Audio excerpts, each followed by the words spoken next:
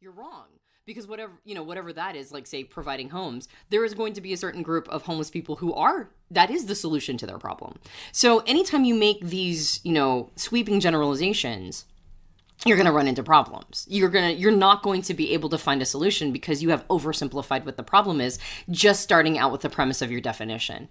So what Korzybski did, and I thought this was just, so simple, but it's actually a practice I use now. And it has helped solve problems. Like you said, if you had an hour to save the world, you spend 55 minutes defining the problem.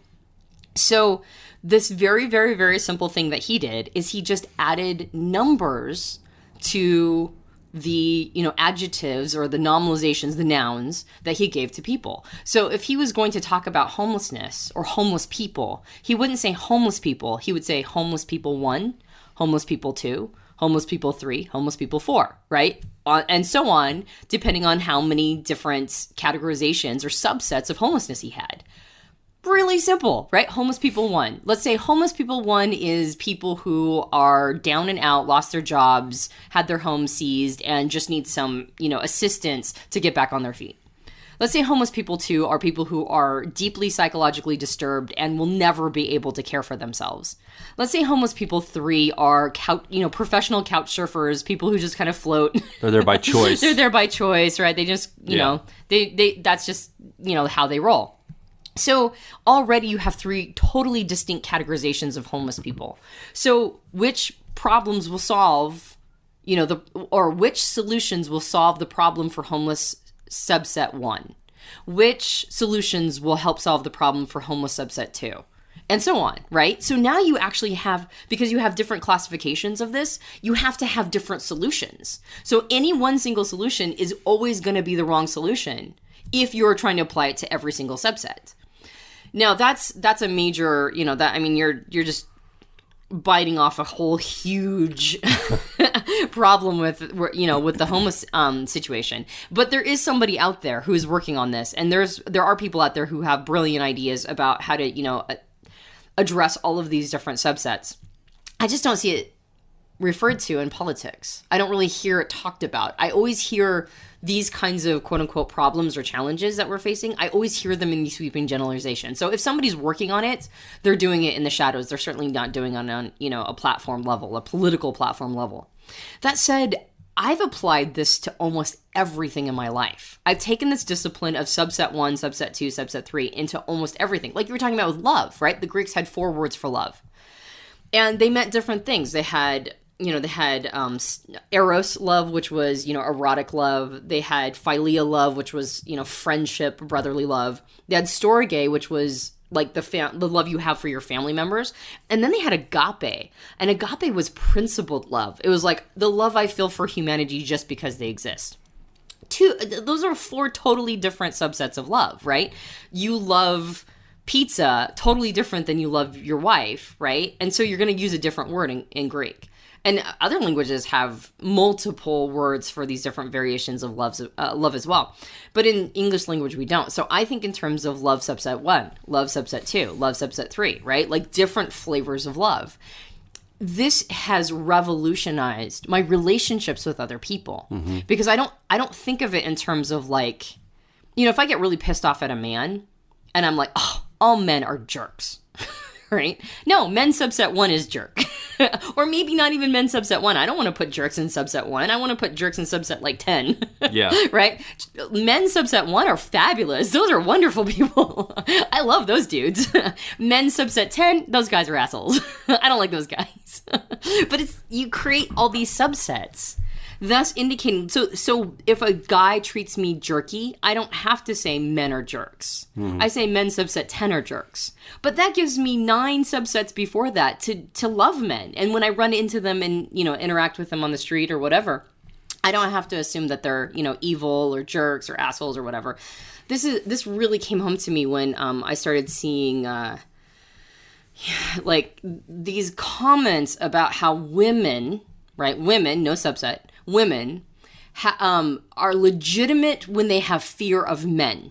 right? Like when women fear men, that's totally legitimate because there are men who will rape them and men that are predators.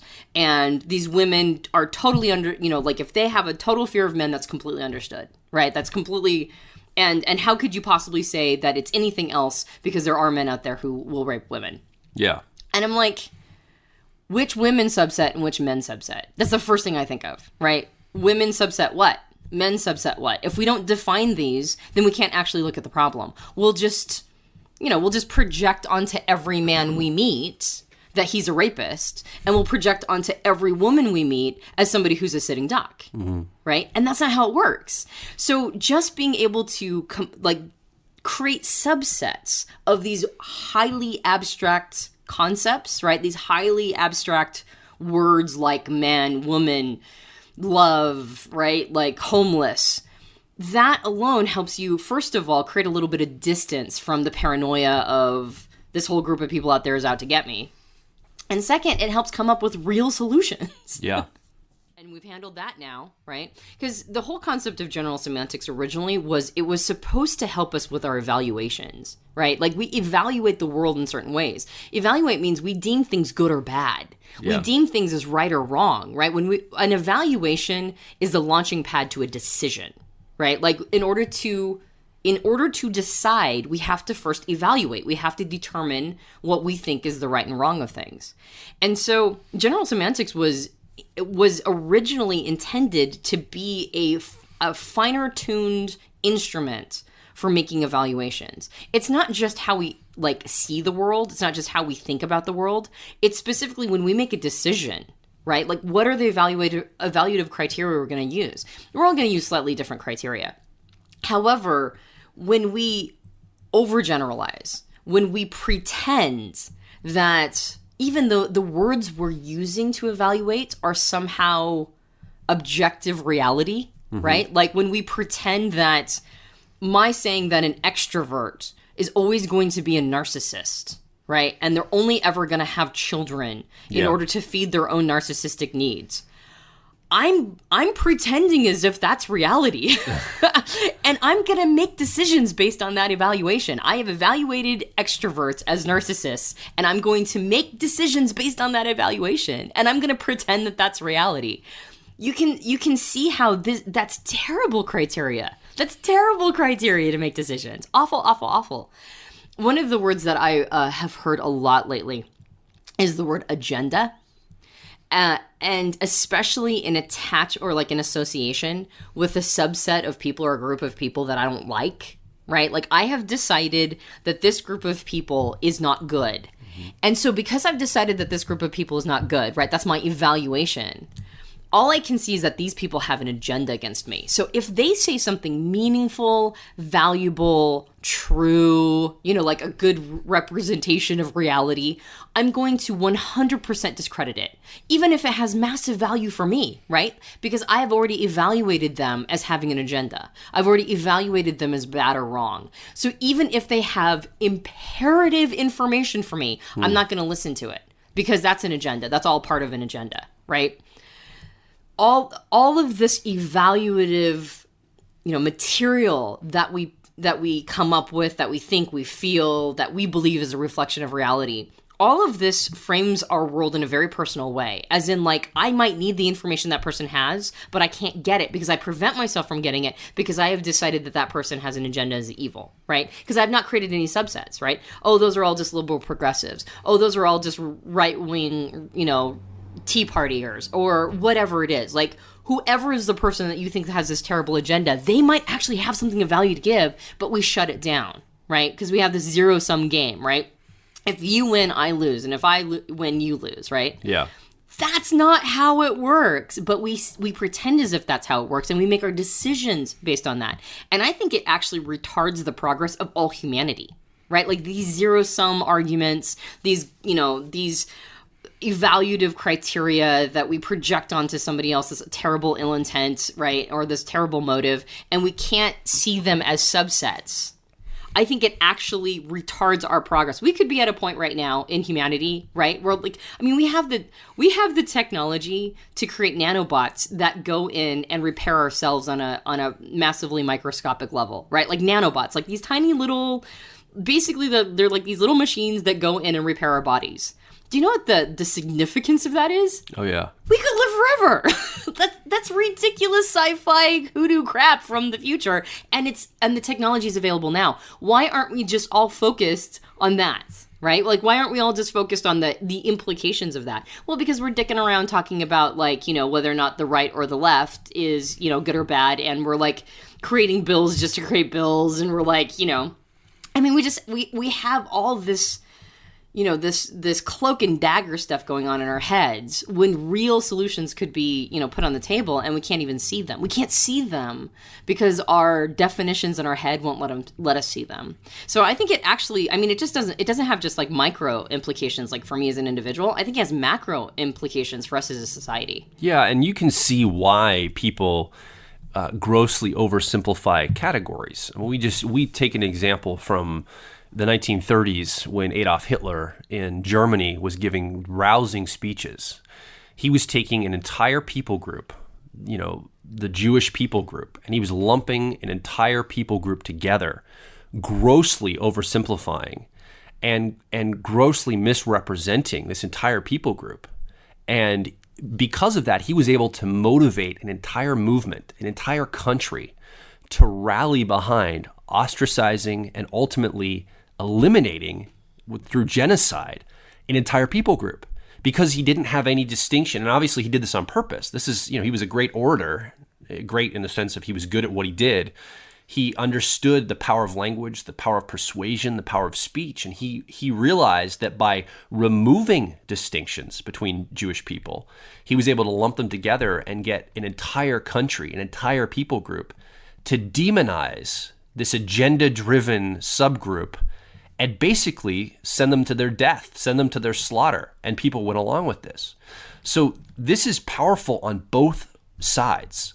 And we've seen probably more examples of political leaders, of dictators, of cult leaders grossly oversimplifying and grouping than we have seen true leaders making distinctions. But I think we're seeing a change coming. And I think I'm hopeful, because I believe as we move forward in the world, we're seeing people that are understanding these kind of distinctions. Technology is rising up to the point where we have to get more nuanced. We can't grossly oversimplify anything anymore just by the nature of reality. I mean, we just have to be more, you have to have higher fidelity in how we describe things. Yeah. And I think this is leading us to a better way of seeing the world. But you can see why people did it. You can see why news outlets, news media, politicians, leaders, you can see why they grossly oversimplify, because it can rally people. Yeah. It can motivate, and it can get an agenda accomplished. Yeah. Well, it's powerful. Well, and if you need any more,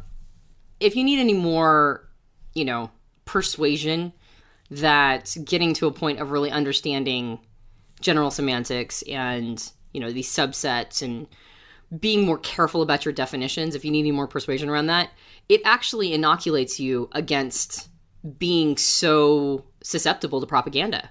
Yeah. Right? Like, all of us think, well, I would have never thought that was okay. I would have never been so easy to hand over my mental power to, you know, this propaganda machine. Yeah, you would have, especially in that time period, because that's how people thought. Right? Well, in the 40s, people thought in terms of propaganda. They thought in terms of sound bites. And we still do, but we now we're more postmodern about it. Like, when we hear a sound bite, we're able to go, oh, that's a sound bite. As opposed to before, we didn't even identify it as a sound bite. We couldn't even see it. So I think sound bites still work on us. I think, you know, this overgeneralization still works on us, but I agree with you. As a generation, I think that we're getting into a more postmodern way where we can go from the outside and look in. And the more you understand this concept of general semantics, the more you understand this concept of subtypes, and that people have to be more careful with their definitions in order to persuade you, right? Because that's where you evaluate through persuasion, right? Or you use persuasion to help somebody evaluate, right? Mm-hmm. Like, that's the point of persuasion, right? I want to persuade you to make decisions, right? So I'm trying to influence your evaluative criteria. The more you get to a point where you don't just buy a soundbite, right? Like you don't just buy a definition, right? You go, oh, which homeless group are you talking about? Which Jewish group are you talking about? Fill in the blank group are you talking about? And force a subset, force a greater, more granular distinction, right, or definition. The less susceptible you are to propaganda, the less susceptible you are to these sound bites, right? Somebody says a sound bite and you don't just buy it because that sound bite isn't enough information for you. You need more content. You need more definition. And so I think that that's a great example of why understanding this discipline and actually starting to think in these terms is very important for us as individuals.